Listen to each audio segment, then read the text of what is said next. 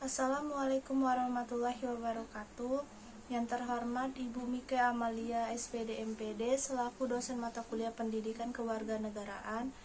Kami dari kelompok 8 ingin mempresentasikan materi yang bertema Wawasan Nusantara. Sebelum masuk pembahasan materi, izinkan saya untuk memperkenalkan nama-nama kelompok terlebih dahulu. Yang pertama ada Firly Malkosya Anwar, dan yang kedua ada Helen Asmarawati, yang ketiga ada Dina Prasasti, dan yang keempat ada Ramanda Fareza. Pengertian Wawasan Nusantara. Wawasan Nusantara adalah konsep pemahaman tentang keberagaman wilayah, budaya, sumber daya alam, serta potensi Indonesia sebagai negara kepulauan yang luas. Dan tujuan Wawasan Nusantara adalah membangun kesadaran nasional yang kuat dan rasa persatuan yang tinggi di antara seluruh warga negara Indonesia. Dengan pemahaman akan keragaman dan keunikan setiap daerah, diharapkan tercipta semangat kebersamaan untuk mencapai kemajuan dan kesejahteraan bersama.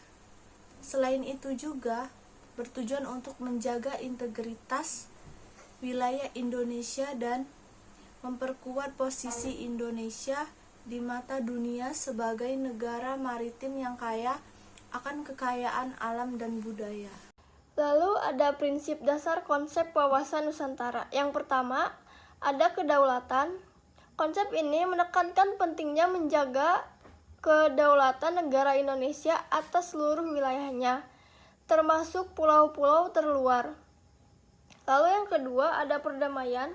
Wawasan Nusantara mempromosikan perdamaian, stabilitas, dan kerjasama di kawasan Asia Tenggara. Lalu yang ketiga ada pembangunan ekonomi.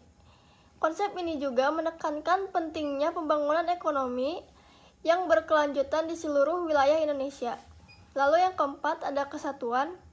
Wawasan Nusantara menggarisbawahi pentingnya kesatuan nasional dan integritas antar berbagai suku, budaya, dan agama yang ada di Indonesia. Lalu yang kelima ada posisi geopolitik. Indonesia sebagai negara kepulauan besar memiliki posisi geopolitik yang strategis di kawasan Asia Tenggara. Dan wawasan Nusantara menekankan pentingnya memanfaatkan posisi ini secara bijak dalam hubungan internasional. Assalamualaikum warahmatullahi wabarakatuh. Saya Ramanda Fareza dengan NIM 122111338. Saya ingin menjelaskan tentang prinsip dan aspek wawasan Nusantara.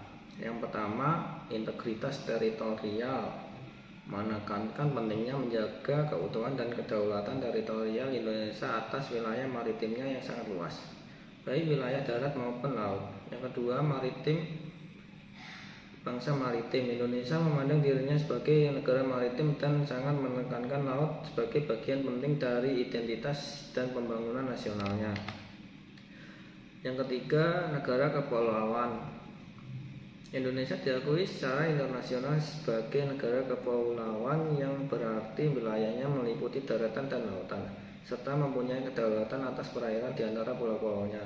Yang keempat, keamanan maritim.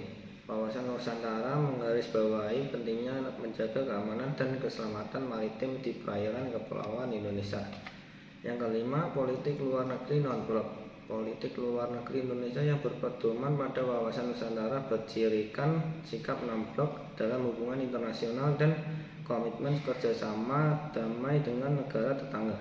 Yang keenam, pembangunan ekonomi. Mengakui potensi sumber daya maritim untuk pembangunan ekonomi termasuk perikanan, pelayaran, dan pariwisata.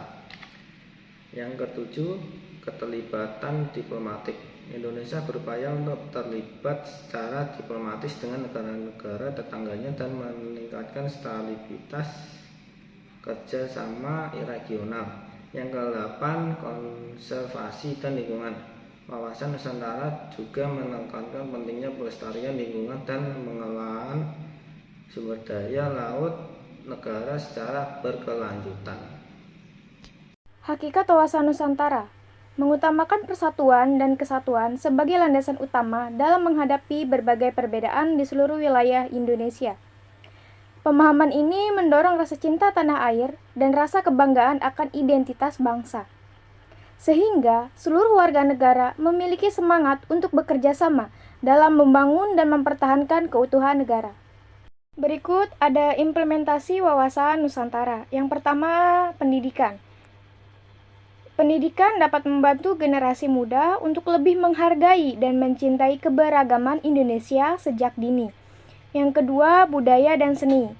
Di dalam budaya dan seni, kita dapat diperkuat melalui pengembangan dan pelestarian budaya serta seni tradisional dari berbagai daerah di Indonesia.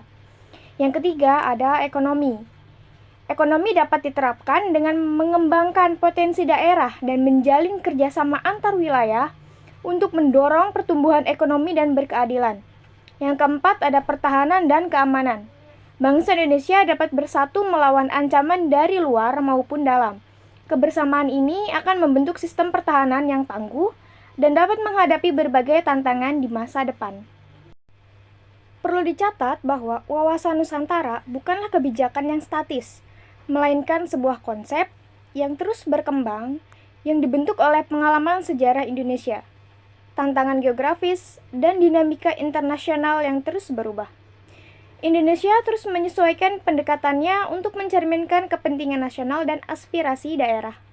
Oke, last, dapat ditarik kesimpulan bahwa wawasan Nusantara bukan hanya tentang geografi, tapi juga tentang solidaritas dan persatuan dalam perbedaan. Dalam dunia global yang terus berubah, kita bisa belajar banyak dari konsep ini untuk membangun masa depan yang lebih baik bagi generasi mendatang. Terima kasih presentasi dari kami. Mohon maaf jika ada salah kata dalam penyampaiannya dan kurang jelas atau kurang lengkap. Wassalamualaikum warahmatullahi wabarakatuh.